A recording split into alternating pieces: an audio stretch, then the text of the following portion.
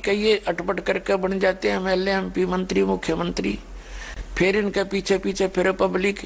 ये दिन में 100 तो बोल रहे झूठ, हाँ भाई तेरा हो जाएगा काम, दे पर्ची बनाए। और कितना करेंगे सारे दिन में, एक का नहीं कर सकते सारा दिन काम ये। तो कहने का भाव ये है, जब आपको ज्ञान होगा, आप इनके उपग्रह मत बनो, इनके चारों ओर चक्कर मत काटो, आप परमात्मा के उपग्रह बनो। ठीक है, वोट देना है, नेक आदमी दिखे उड़ा वोट दे दो, किसी का बंद कर नहीं बैठना चाहिए प्राणी को। वोट जरूरी देना है क्योंकि हमने एक नेता भी चुनने हैं।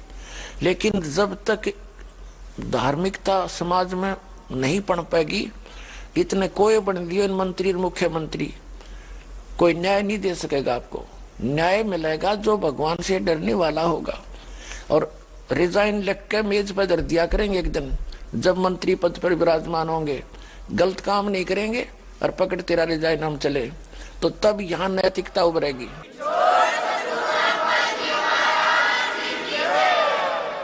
अरे भी ये कुर्सी के चिपक के बैठ गए, चाहे कुछ भी करना पड़ो इन्हें, चाहे मानस मरवाने पड़ो, चाहे इन्हें कुछ भी करना पड़ो, अब कुर्सी नहीं छोड़ सकते तो क्या कर सकते ये। तो पुण्यात्माओं, ये दोष किसी का नहीं, ये दोष अज्ञानता का है। और दास ये चाहता है कि एक बार इनको इस जहर का पता लग जाए जो विष ये खा रहे हैं। दुनिया ने लूट लूट के बैंक इकट्ठे कर लिए, जैसी अफवाहें सुनते हैं ये सच्ची है वो झूठ से वो जाने कि दूसरे देशों के बैंकों में भी राजनेताओं ने पैसे ठोक रखे, और कल वो मर जाएगा, वो तो गधा बन रहा है। हर बैंक में पैसे कौन प्रयोग करेगा उसके, है ना विष। तो कहने का भाव ये है, ये तो बालक है, कति बच्चे नादान और न बोली बूझ कह दे वो भी थोड़े, जो क्या की खातर लाग रहे हैं। 2 रोटी चाहिए एक इंसान को, 2 टाइम के टूक मालिक सब न देता है। और एक झोंपड़ी, एक कमरा हो चाहे मकान से 20 कमरे की कोठी हो, उसमें एक कमरे में एक चारपाई पर सोता है इंसान।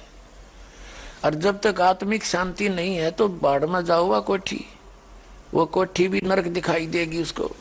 तो सबसे पहले आत्मिक शांति हो, भगवान का साथ हो, तो फिर कितना फिर वो आदर रखेगा मालिक आगे से आगे।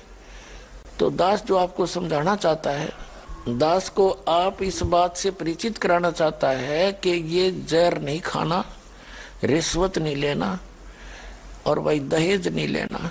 ये आपके ऊपर संस्कार जुड़ते रहते हैं। यदि आपने यहाँ से पीछा छुटवाना है तो आपने समाज भी स्वच्छ बनाना पड़ेगा। और ये ज्ञान से होगा, वैसे तो हो नहीं सकता।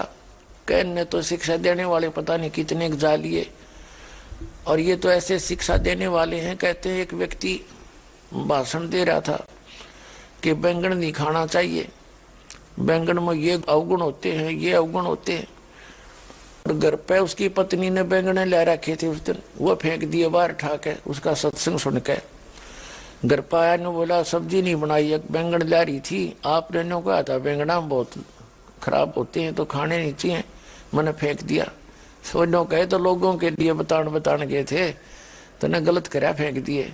तो कहने का भाव ये है कि ऐसे वक्ताओं का असर जनता पे होया नहीं करे, वो बकवाद करें, जैसा भी माहौल देखें उसी बात कर दें, क्योंकि उन्हें तो अपनी जो ना माया इकट्ठा करने का साधन बना रही, चाहे संत है चाहे कोई राजनेता है, उनका इतना ही उद्देश्य रहेगा।